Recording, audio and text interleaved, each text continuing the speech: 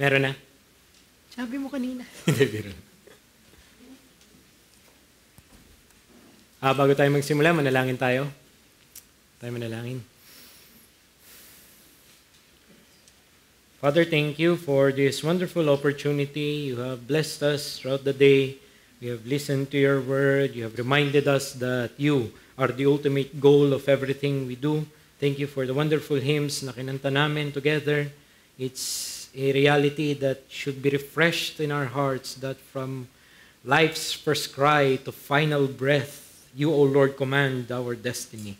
Such wonderful truths that we are singing. And Lord, we are now giving ourselves to the preaching of your word. We ask for the illumination of the Spirit, that you would work in each and every one of us, Lord, that we might learn the message and that we might appropriate it in our lives. So help us in the application of it, O Lord. Help me, Lord, in my weaknesses, in my infirmities. May you prove your word to be glorious and powerful in spite of my weaknesses. At nawa, Panginoon, grant us gratefulness in our hearts. The same way that we are grateful for you for the sunlight, and we are so grateful for you for the coolness of the day because of the rain. We thank you, Lord, for the gathering of your people and for this opportunity. So we are giving ourselves to your word. Once again, O Lord, give your word to us. In Christ's name we pray. Amen.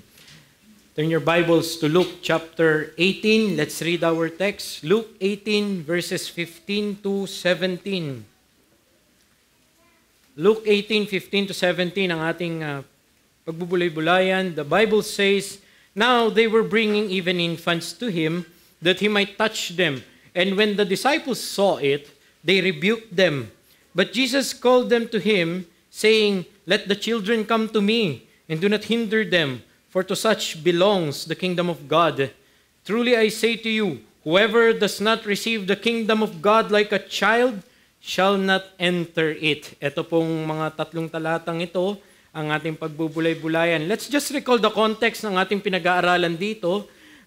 This is a passage that is part of a greater block of the Lucan narrative of the life of Christ that is called the travel narrative. Bakit siya travel narrative? Dahil naglalakbay si Kristo.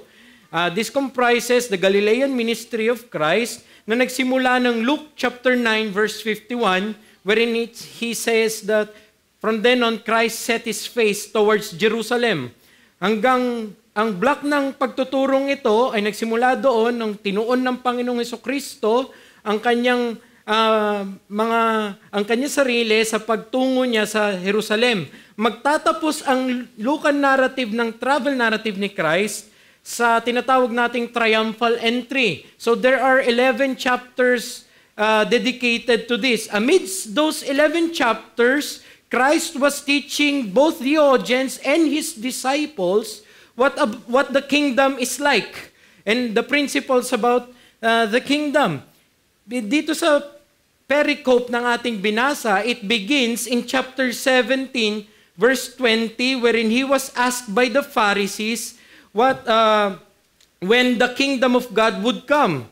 What would be the sign of his coming? Parang gano'n, ang tanong ng mga Pharisees. And Christ answered in chapter 17, verse 20, "The kingdom of God is not coming with signs to be observed, nor will they say, 'Look, here it is,' or there." Anong tinuro ni Christ? "For behold, the kingdom of God is in the midst of you." Sa madaling salita, nandito na ang kaharian. So ang tinuturo dito ni Kristo sa kanyang mga tagapakinig ay ang scheme ng kingdom that we call the already and the not yet. In verses 20 and 21, the kingdom is already here. Pero itutuloy niya sa verse 22 hanggang 30 sa kontekstong yun, but saying that there is a phase of the kingdom that is still to come.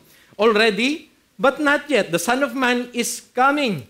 So what is of interest for us in our series, as you would recall, is that we should observe the occasions of the word come.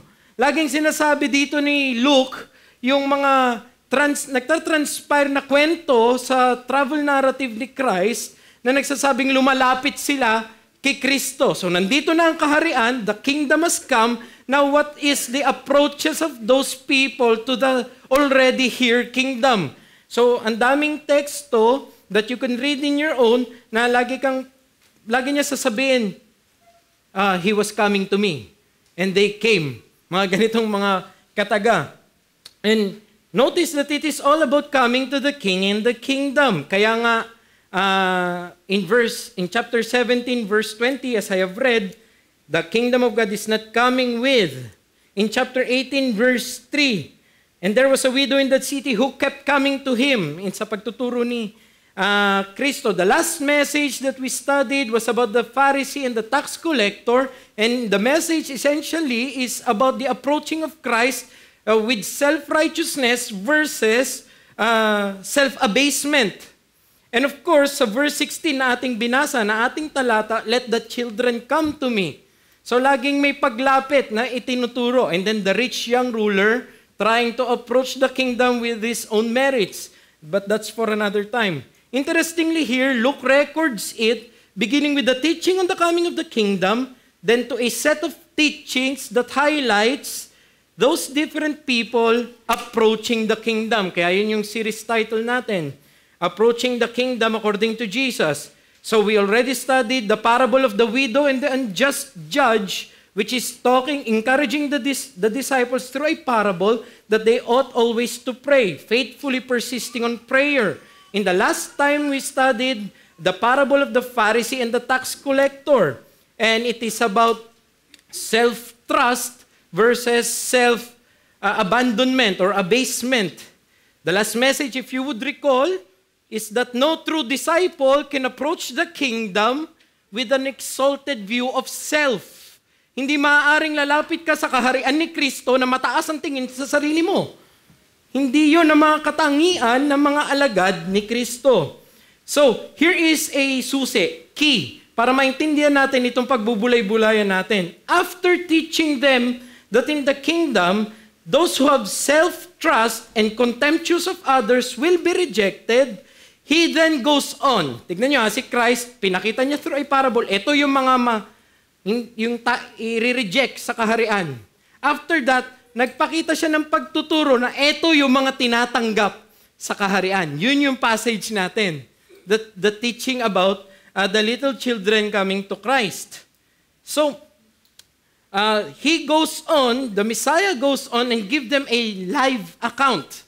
Hindi siya parable, a live narration of what is acceptable in the kingdom. Pansinin natin, sa binasa natin, this isn't a parable, rebuking the bystanders. Hindi katulad ng tax collector and Pharisee. Okay? This is a live account, nangyayari sa kanila, hindi kinikwento ni Kristo. Nangyayari amid sa kanila, na ang ginawa ni Christ, ginawa niyang object lesson. Yung na occasion na nangyayari sa kanila. A live narration of their own journey wherein Jesus is correcting his very disciples in their understanding about the kingdom. Here, again, we see that he shocks their understanding by pointing out that in his kingdom, what takes priority? At magugulat sila dahil sa pananaw ng marami, ng mga Hudyo, maging ang kanyang mga alagad, hindi prioridad ang ginawa ni Kristo. That's why the title is an unexpected priority. Hindi nila maisip na ito pala ibibigyan ng pagpupuna at ng panahon ng kanilang Panginoon. The disciples, imagine this, join me in my imagination, imagine them, they were traveling and they see the routine. Na paggising ni Christ, after he went to a mountain and magtutuloy-tuloy na yan. So that the disciples will do everything they can to make the travel convenient for the rabbi, for the teacher. So ihanda nila, sila'y mauuna, baka may aso dyan, sila magtataboy, mga ganon.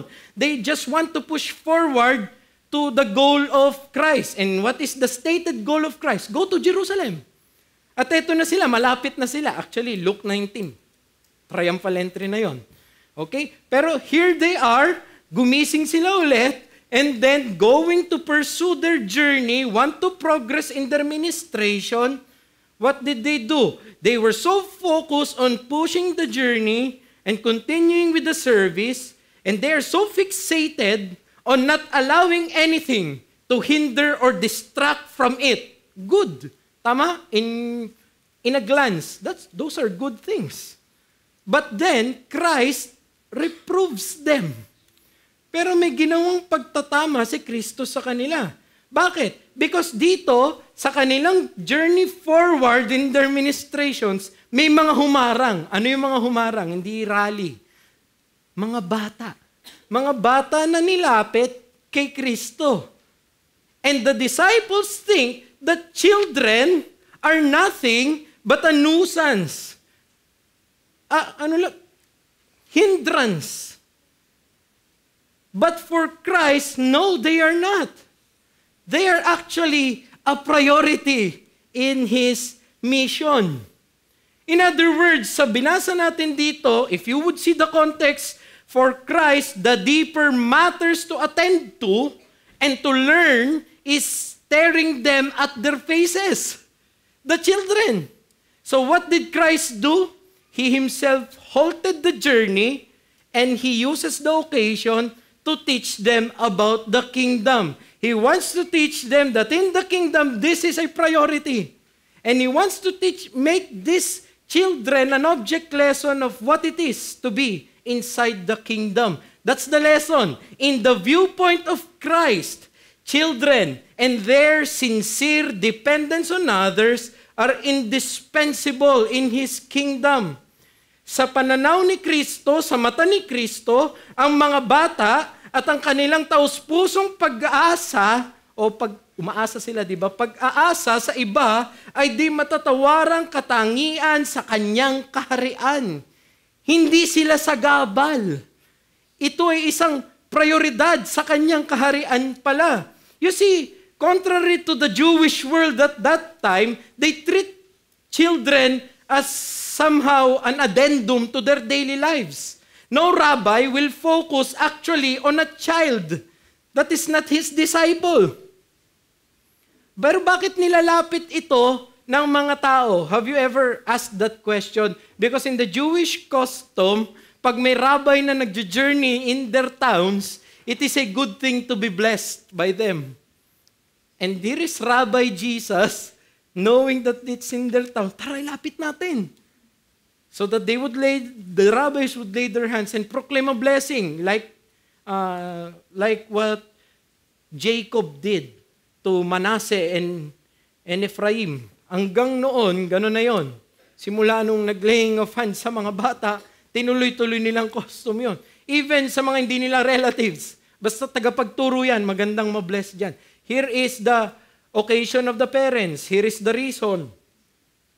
But for the typical rabbi, he will not give an ounce of energy to children that are not part of his disciples. Hindi anak ni Pedro, hindi anak ni Juan. But here, Christ stopped His very mission just to give attention to them. You see, the world that we live in is somehow the same. We make the best use of our time through the pursuit of dreams and aspirations. May goal ka na gusto makamit. Sabi ng isang vlogger, di ba? Kahit pamilya, walang didistract doon, sabi pa niya. Sometimes that's true in us. Pabayaan na yung pamilya, pabayaan na yung anak, basta marating ko tong goal na ito. The driving force and the main thing, regardless of what happens to family, regardless of what happened to children. And actually, for the world, what is a virtue that is cultivated is independence. The more you're independent, you're no longer depending on others, the better you are. It's the ideal to be upheld by all. But in the kingdom, hindi ganon. In the kingdom, you will never stand on your own ground. For the kingdom, these things carry heavy importance and should be given due attention. You see, for the teaching of Christ, children's souls are not, to put it in a gamer language, they are not a side quest. You can do optionally or not. For the kingdom of Christ, they are the main quest. In the kingdom of Christ, to be in a state of total dependence is the ideal, not a thing to be despised. So what lessons did Christ wants us to learn from His treatment of children? Dalawa yung ipinakita niya dito. I will spend a bulk of my time on the first one, for that is what the text impressed upon me. But let's go to the first, the undue relegation of children. Pagsasangtabi ang relegation. Verse 15 and 16.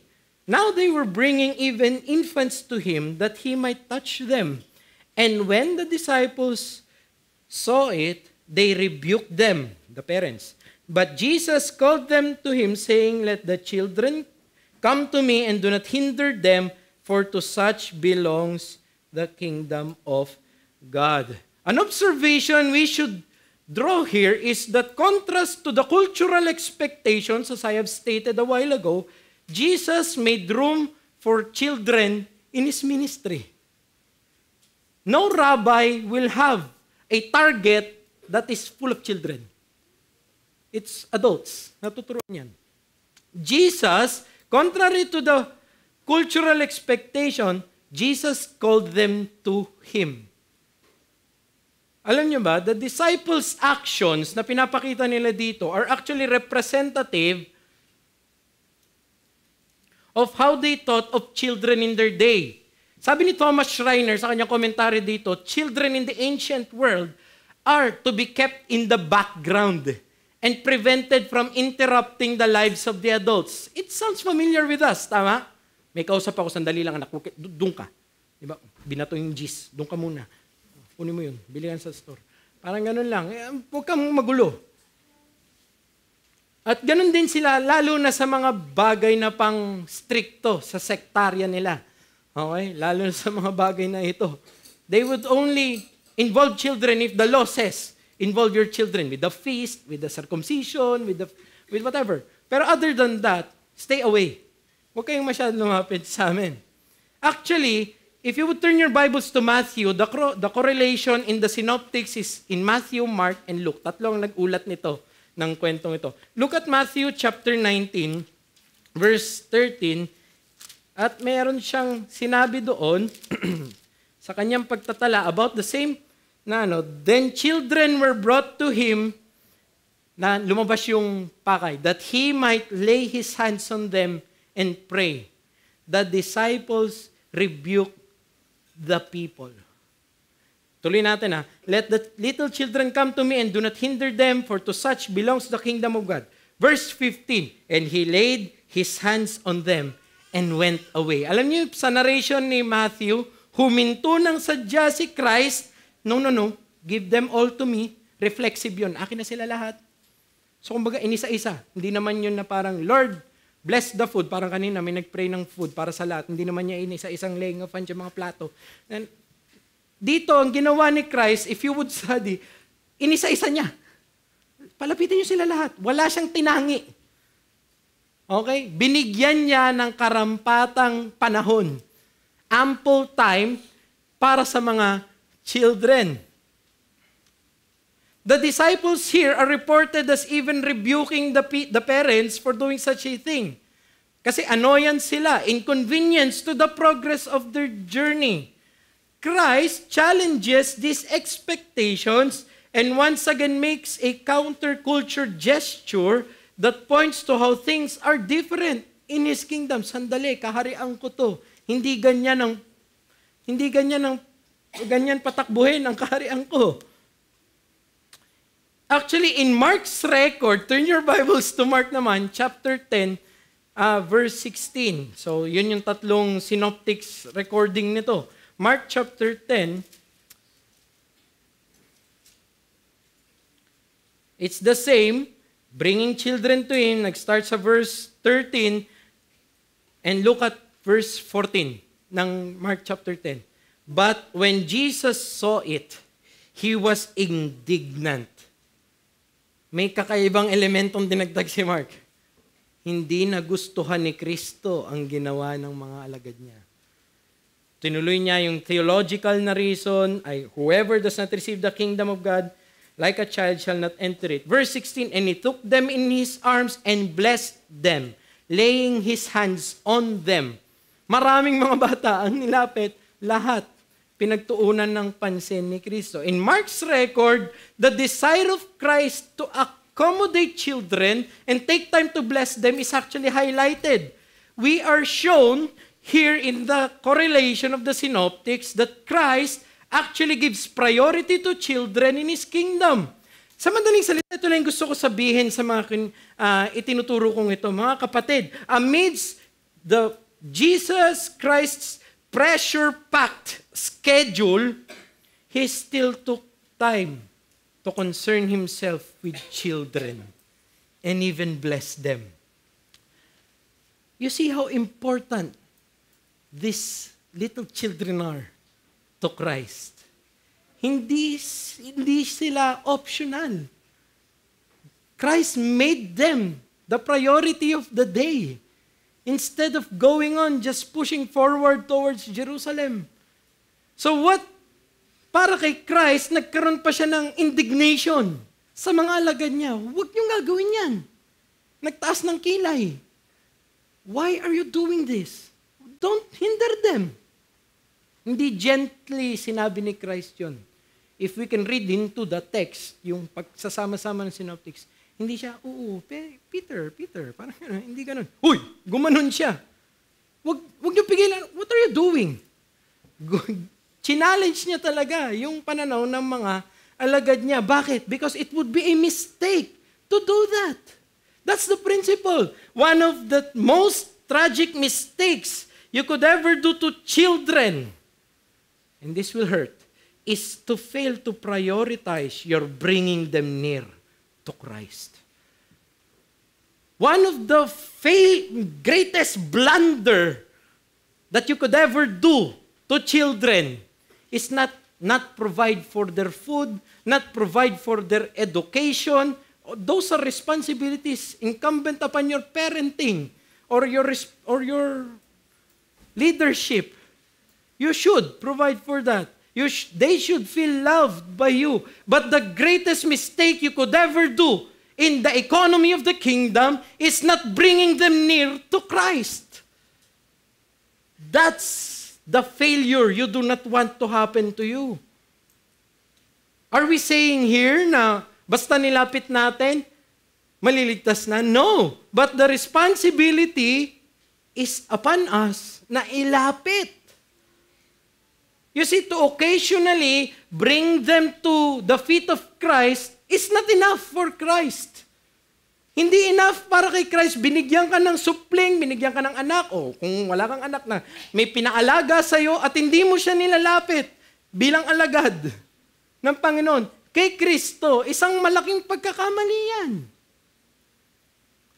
Hindi maaari na pinag-pray mo twice a week yung anak mo. And that's okay. No, we should give them priority. Treating children as peripheral. Dito lang, sa gilid. To our kingdom concerns is one of the blunders of our generation.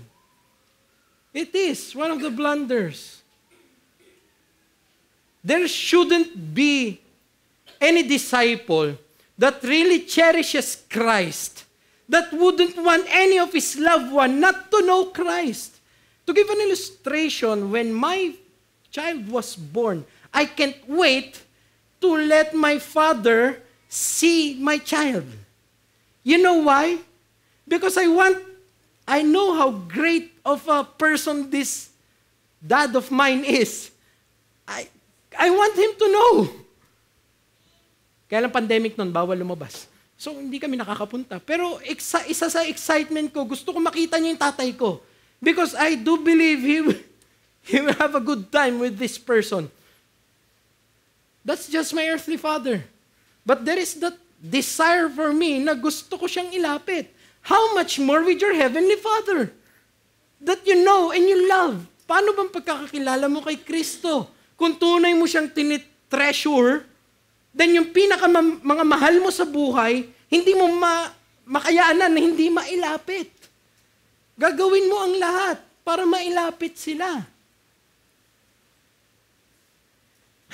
It's ironic that in the accounting ni Mark, na binasa nga natin, the disciples rebuked the parents, but what happened? In turn, Christ sternly rebuked them for wrongly assuming children are a nuisance to His work. There is an added indignation of the Messiah to his disciples for such a treatment of children. In other words, for Christ not to bring children near him is a serious offense that earns his anger. Ang dami ng pagtuturong ginagawa niya, pero dito siya nagalit. Napansin niyo yun? Hindi siya nainis sa mga mayayabang na mga Pharisee. Dito siya nainis. Dito siya nagkaroon ng ibang pantig ng ugat. Nung hinahayaan na nila yung mga bata, hindi makalapit sa kanya. So, you see the traditional approach to church is bring yourself and leave the kids to play. Right? Ganun ang kultura natin. Hindi ako na lang. But that's actually a mistake. It's unbiblical. Treating your children as in any way inconvenient. Huwag ko na dalhin yung mag-iingay yan. No! Huwag ko nang dalhin, kailangan ko pang asikasuhin. Para kay Christ, that's wrong. Kung ganyan ang pananaw mo, dali mo dito. Dali mo kay Christ. Hindi lang natin sinasabi, incorporate, how many times have you brought your loved ones in the throne of grace? If there is something that we should storm the gates of heaven about, this is it. It's not your sickness, your scoliosis, or your cyst, or your singaw, na hindi mawala-wala. Ito ang dapat ninanak natin, ang gates ng heaven. Our children. The best thing your ninong and ninang can do is not support them academically, financially. The best thing na pwede yan is ipag-pray na sana pag tinitignan niya, yung mga inahanap niya, Lord, you have saved me. Alam kong hindi maliligtas to kung hindi mo kikilos. Please. That's the best thing. That's the best gift. Let's start to focus ourselves again here. Let's not treat it as an appendix to your spiritual life. If providentially you are entrusted with children, don't think of them as stuffed toys. They are cute. Yes, of course they're cute. Kung pangit agad yan, ang hirap mo nang i-disiplinahin yan. God made them cute. But they're not just toys. And cuddly. Inside that cuddly being, may kaluluwa. And guess what? Kung ano yung kaluluwa mo, yun din ang kaluluwa niya. Kung gaano ka karebelde, baka mas malala yan. They really need the mercies of Christ.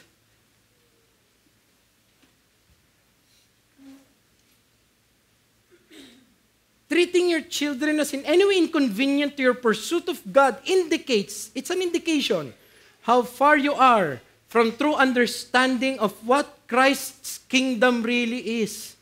So I'll give you the application. Make your children's reception to the kingdom message your primary aspiration. Hindi magkaroon ng 6 digits na weekly na sahod. Grabe, weekly no? 6 digits. Good aspiration, nothing wrong. Sige. Target. But more than that, ito, Lord, please save my son. You know why? You know why we should be insistent on prioritizing this? Because we know how sinful we are. Sa tingin mo kung hindi ka kinilos ng Panginoon, maliligtas ka? Baka linlang ka pa rin. Baka ikaw yung isa sa may personality na rebelde ka pa rin sa Diyos. O kaya naman, para kang pariseyo. Lumaki ako sa church, ganyan. Di ba? Self-righteous. Both are dangers of the soul. And you know why? You are not the only one susceptible to that. Even your helpless child is. So all the more, to my classmates, start praying now. Nasa sinapupunan pa lang, pag-pray na natin. May kaluluwa na yan. They need Christ. Sige, pag-pray nyo na sana kumpleto yung daliri and all of the healthy things that you would aspire for them. magandang brain development, pumosisyon ng tama, wag sanang nakaganon kapag gano'n. Alam mo, ang daming pressure na anxiety, di ba? Sa ano? Pero more than that, my Lord, they need you. Don't be like the disciples. Don't treat them as a hindrance. Here is true kingdom parameters. As much as you can, you bring them to Christ. As a believing parent, yearn the salvation, their salvation from their sins more than anything else. I learned this from John MacArthur. You may think that behavior is the right course to take. Ayusin mo yung behavior, and you may find gratification if your child is somehow more behaved than the typical. But you know that that is not the greatest need of your child. Not their self-esteem, not their psychosomatic stability, not their economic stability. The greatest need of every children here is to be born again. Regeneration. Isn't it ironic? Kapapanganak lang nila. Pero ang pinakakailangan nila, maipanganak muli. Because it applies to them. Unless ye are born again, ye cannot see the kingdom of God. More than any personality development or commendable behavioral change or talent training model results, you may be preparing for your child to be a prodigy. Di ba? Umpisa pa lang, grade 2 pa lang, pinag-diagram mo na ng kung ano-ano. Finorce mo na mag-shelo. Kaya ba niya buhatin yung shelo? It can be. That's good if we have here children na gifted. Kaya nilang mag-piano agad. That's good. But more than that, their soul. Their soul. That was your greatest need. That's their greatest need. What your child needs more is regeneration. And that doesn't happen without Christ being brought near to them. Or Christ drawing near, or them drawing near to Christ. So, I ask you a question. Look at your children. What is your utmost desire for them? Success? Fortune? Stability? Power? If your answer is not the relationship with Christ, then according to Christ, you are gravely mistaken. You are failing. We are failing as a parent. So don't be content that they're developing into people, into human beings that just behaves like you. Nakakatuwa naman talaga, di ba? Gusto rin niya yung gusto mong kainin. Gusto niya rin gawin yung gusto mong gawin. It's a joy. But more than that, there was a preaching, I can't remember the text, but I remember the application. Now, what if wala na tayo dito, preaching ni Pastor Ramen, will there be worshipers pa rin? And I looked at my child. Kung wala nang namimilit dito, kung wala, pipilitan lang siya, sumama. Actually, kanina sabi niya, gusto na niya umuwi. Pag wala nang namimilit dito sa mga to, will they be worshipers? In line with the preaching of our missionary friend. Will they be worshiping? Isn't it sad to imagine that you're living a trailblaze of faith, but your children are going the other way? You're trying to persevere through all the persecutions, but your loved ones are despising it. Huwag sana mangyari.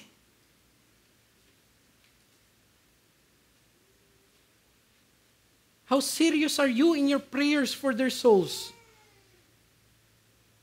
Do you long for Christ to bless them too? Ano ibig sabihin nito? This means, kung ganito pala ang hinahamon ni Christ, seryoso si Kristo dito, prioridad pala to para kay Kristo, then we should fight the tendency to view children as an annoyance to your ministrations. They should be, as much as possible, associates with you. Kasama mo. And will that be easy? No. They're gonna burp, fart, everything. It will be inconvenience. Diba? Hindi mo maintindihan sometimes kung anong gusto. But still, sama mo. But still, dapat nakikita ka. I learned this personal in a negative way, okay?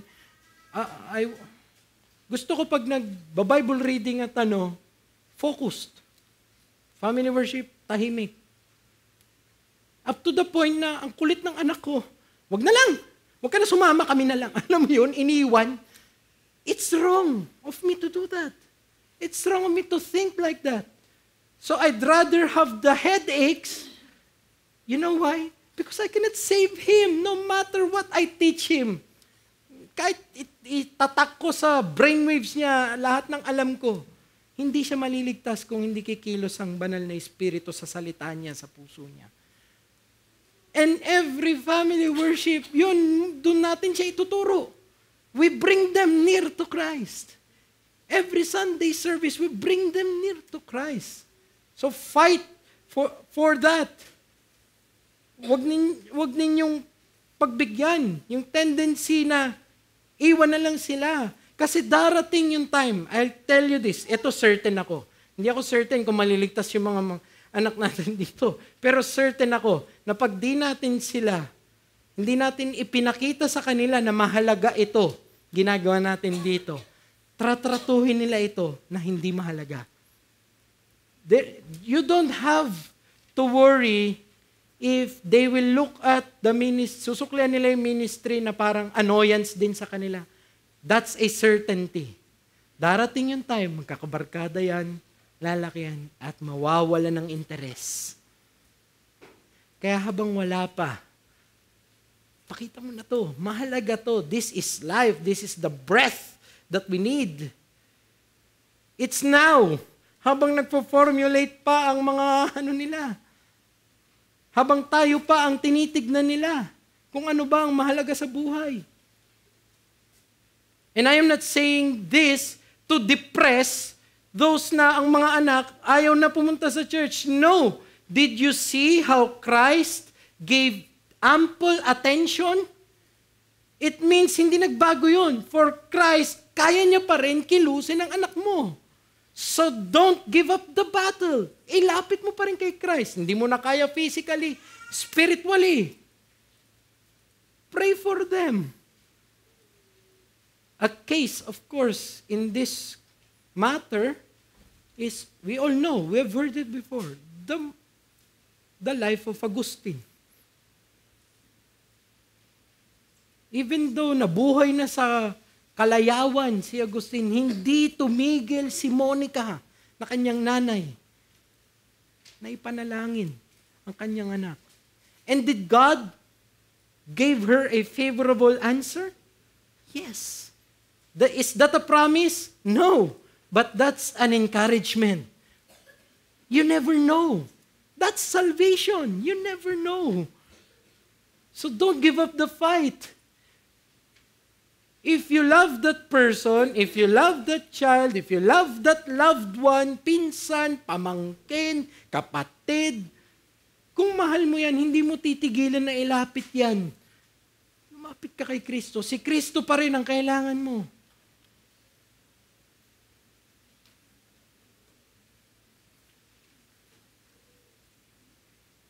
You know, we have been in many circles. And there are attitudes of some circles, Christian circles, that expresses zealousness for winning souls. Ang gagaling. Ang tingin nila sa kanila mga sarili, mga Power Rangers ng soul winning. Pero yung mismo mga anak nila, pinapabayaan nila. Ang gagaling sa ministry, bilib lahat sa kanila, pwera anak nila. Hindi dapat ganun. Yet neglect their family's own salvation. This kind of external celebratory na sinicelebrate na mga hinahangaan pero wasak ang pamilya. Pero yung anak tinalikuran si Kristo. Hindi dapat ito ikatuwa. Now, I'm not saying na pag nagtapat ka siguradong susunod yun. No. Samuel was the prophet Samuel, was very faithful, but his children were not. There are times talaga, wala. Kahit gaano ka nagtapat. Hindi naman laging ganon, na equation, pag hindi sumama sa iyo ang anak mo, ibig sabihin hindi ka tapat. Ay, parang prosperity gospel din yun, na iba lang ang formula. Hindi ganon. Ang point lang natin dito, na tinutukoy ni Christ, bigyan mo ng tamang prioridad. Lalo na't nandyan pa sa'yo. Give it time. I remember Pastor Hofmeyer, and I asked the question, kung ganito po pala, parang ang bigat naman po. Sabi niya, Jairus, huwag mong papasukin ito ng basta-basta. This is a very difficult task. Kasi may kaluluwa yun, hindi aso. Hindi aso yung train mo lang, okay na yan. Hanggang tumanda. No. May kaluluwa yun. It's a full-time job. A full-time concern. But to go with the tendency na, alam mo yun, magpapaka-externally, gusto ko makita ko as someone faithful. Pero napapabayaan mo yung pamilya mo, is an atrocity in the kingdom. Don't hinder your children from coming to Christ. Bring them. Very pinpointed yung aking mga aplikasyon because very pinpointed si Christ. It's really about the children. You know, they are your litmus test. Test of the veracity of your zeal. They are your first evangelistic targets. Not your friends. They are your closest neighbors. Tanong ko, sino ang mas hinahayaan natin na lumapit sa mga anak natin? To whom do you bring near your children? To Peppa? To Bluey? O kung sino man yan? Mas marami silang, alam mo yun, mas kilala nila sino si Vice Ganda kaysa kung sino si Prophet Elijah. What does that mean? We're failing. Kasi kung hindi mo ilalapit, hindi mo ituturo kung sino ang champion mo, pipili yan ng kampiyon nila, nagagayahin nila. So before it's too late, point them to Christ. Point them to the friend you have in Jesus. Let them know that you can't live without this person, Christ. Let it show in your zeal, in your love, in your consistency with discipline. Tell them, I'm doing this because God wants me to do this. Na para sa kanila, dapat lalaki sila na hindi ikaw ang pinakamataas, ang Diyos. Hammer it now. So evaluate your parenting strategies. To my fellow struggling parents here, I give you an encouragement. Be like the parents in the text. Just bring them to Christ. Don't be like the disciples. As best as you can, bring your children to church. Don't leave them at home. There is an pananaw na, hindi pa naman nila naiintindihan eh. Alam nyo ba, sa Luke, Dr. si Luke, di ba? Alam nyo yung ginamit na unang word? They were bringing children. The infants ang ginamit ng ESV. That's the correct translation. Yung paidagogos, alam niyo yung parang pedya na Greek, yun yung young child. Okay? Dito, ang ginamit niya is brephos. Brephos are those that just, yung wala pang pwedeng bracean. Gilagid lang sila lahat. Infants. Pero, sinasabi na ni Kristo, bring them to me. Christ is claiming sovereignty over even the unlearned.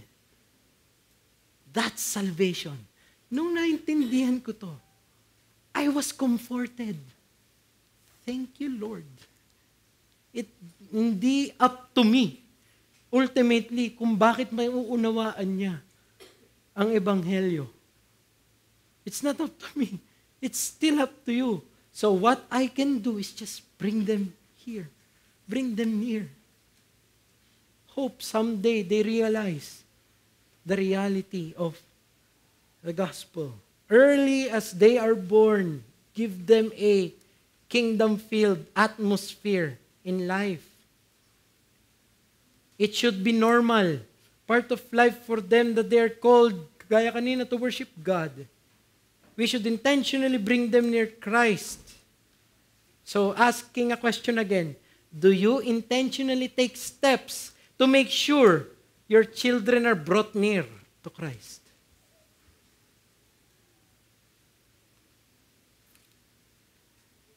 Kausapin kong, since children ito, ang mga children o mga bata, makinig kayo. Si Kristo ang nagsasalita dito at itong mahalagang tanong sa inyo. Anong pinakamahalagang bagay sa iyo? Ba't ka pumupunta dito? Yung kalaro mo? Yung time na pwede ka mag-crayon, mag-merienda, mag-juice? No. Ang pinakamahalagang bagay, bakit ka pupunta dito, is para makilala mo ang Diyos. Para makilala mo si Jesus Christ. This is the time to worship. This is the time for you to know and meet your Maker. Hindi makipagkwentuhan. Although maganda yan, we join you sa ganyan. We want you to be happy. Pero ang pinakamahalaga dito sa iglesyang ito, alam niyo kung sino? Hindi ang mga pastor, yung mga deacons, hindi yung mga kalaro niyo. Ang pinakamahalagang person, tao, dito sa iglesyang ito, si Kristo. Siya ang binibigay namin sa inyo. Kailangan panampalatayanan niyo siya. You need to believe on Christ. It is not enough that you're having fun here. Also, you need to understand na si Kristo lamang ang makakapag-save sa kaluluwa mo. Hindi si daddy o si mommy. Si Kristo ang kailangan mo that can save your soul and forgive your sins. It's only Christ. You need to come to Christ. At hindi enough na yung parents mo, member ng church, worshipers. No, no, no. Lahat kayo, you yourself should believe Christ. I'll give a special application. Tapos pupunta tayo sa mga susunod na punto natin. To those who have their children already in the kingdom, have you lost your sense of gratitude sa Panginoon for giving saving grace not only to you, but also to your children? Nawala na ba yung pasasalamat mo sa Panginoon sa napaka-immense na biyaya niya na hindi lang ikaw ang naglalakad sa landas ng pananampalataya, kasama mo pa yung pamilya mo. I've talked to someone, I would give the world to have my family here. Would give everything to experience that. And if you have that, may kasama ka, naglalakad sa pananampalataya. Thank God daily for that. That's grace. Mong kalimutan ng Panginoon na kumilos, naging mahabagin. At para sa iglesia as a whole, we must hand in hand pray for and care for the souls of all of our children here. Sometimes I look at the children and parang alam mo yun, Darth Vader. I want to give them salvation if only I can. Praying for them. Kailangan maligtas to. While I want to be funny sa harapan nila, but more than that, I want them to know my Christ. Let's hand in hand help one another in that. The blessing, nung nakita ko sa text na si Christ pala binigyan niya ng atensyon, bless niya talaga, it became a personal hope for me. That the Messiah actually cares for an insignificant child like my child is. I can bring him at hindi ako matatakot na baka sipain lang palayo. Pwede na kumilos ang Panginoon at kahabagan yan. Pangalawang makikita natin dito ay ang the remarkable reliance of children. Let's not fail to miss the point of the text. Christ used the occasion about children to point out a remarkable, a notable quality needed in the kingdom. Anong sabi ng verse 17? Truly I say to you, whoever does not receive the kingdom of God like a child shall not enter it. So I ask you a question. Pakinggan niyo to mga kapatid. In what way does Christ compare children to those who belong to the kingdom?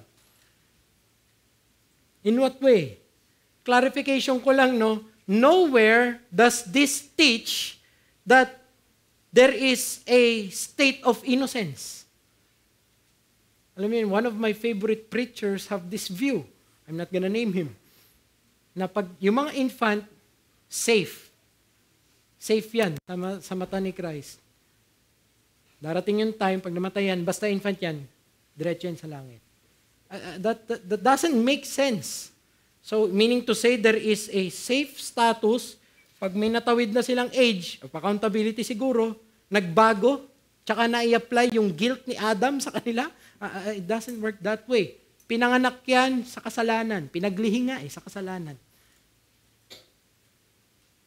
So, no one is safe. The only safe soul is the one that is saved. So, nowhere does it teach childlike innocence. Christ is not supporting the position of age of accountability. Christ has a pinpointed agenda. In both the Lucan and the Markan account, there is an explanation why Christ used children. Napansin ninyo, gumamit siya ng simile, like. Hindi ibig sabihin nito bata talaga, kagaya ng batang ito. He's teaching about the kingdom. In both cases, Christ points to what? To the how they receive the kingdom. Paano ba nila tinatanggap ang kaharian? With childlike dependence. What is the explicit theological lesson? You must receive the kingdom like a little child in order to enter the kingdom. So Christ is referring to the childlike dependence needed in order to enter the kingdom of God. So yung receive the kingdom like a child, in other words, come to Christ in full dependence to Him. Walang bata dyan na yung lalapit, mami, nagtatanong, nag-ano dyan, na hindi siya sigurado na gusto niyang pumunta. Nagdadalawang isip siyang pumunta kay mami. No. Full dependence yun. Helpless, in need of rescue. Ganon ang paglapit sa kaharian. Di ba? Approaching the kingdom according to Christ. Then let's learn from that. Eto lang, ang pinaka matututunan nyo sa kanila. Kung paano sila lumapit, buong-buo nila binibigay ang kanilang sarili. Hindi sila, Lord, I want you as Savior, but not as Lord. O, hindi ganon, buo. Bibitawan nila ang kanilang sarili sa iyo. In other words, ang pagtuturo ni Kristo dito, no one can approach the kingdom without an utter dependence on God alone for salvation. Walang makalalapit sa kaharian na walang buong pusong pagsalalay, pagsandal sa Panginoon para sa kanyang kaligtasan.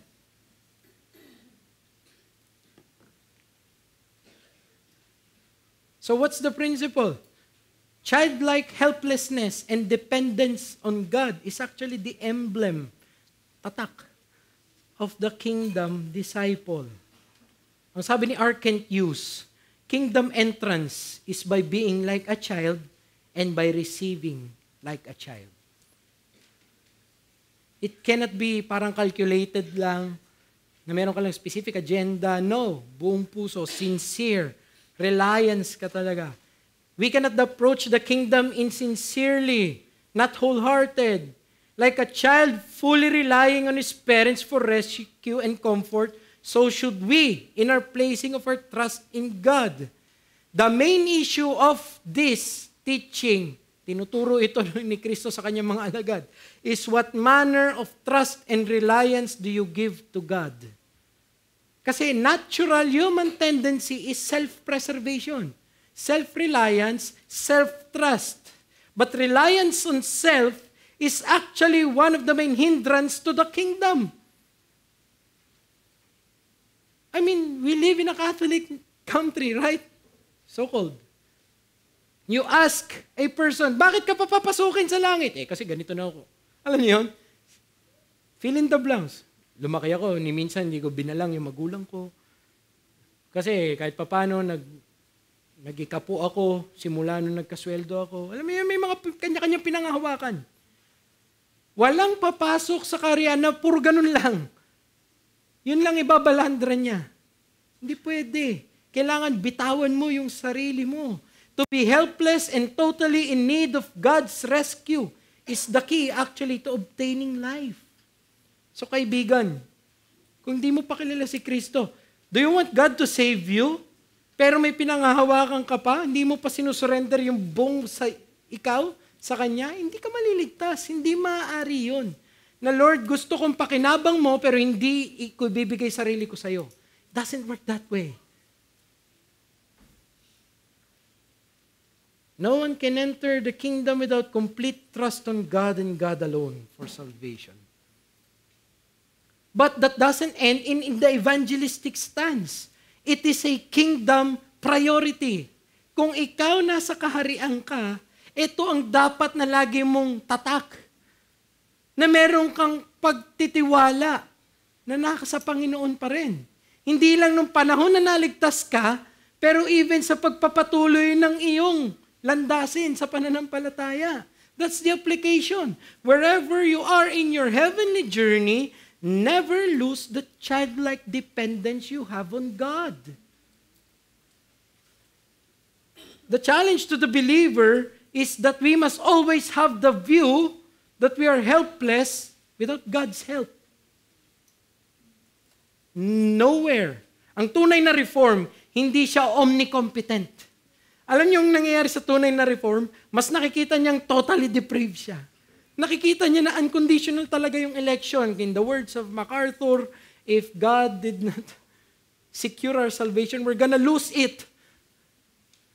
The more you mature, the more you deepen in your heavenly journey, mas nakikita mo dapat na, buti na lang Panginoon, biyaya mo ang nagpapanatili sa akin. Otherwise, I won't persevere.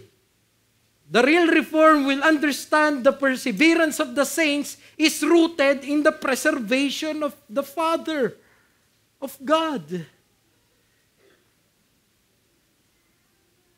Don't allow then your spiritual growth or increase in knowledge to eliminate your childlike dependence on God.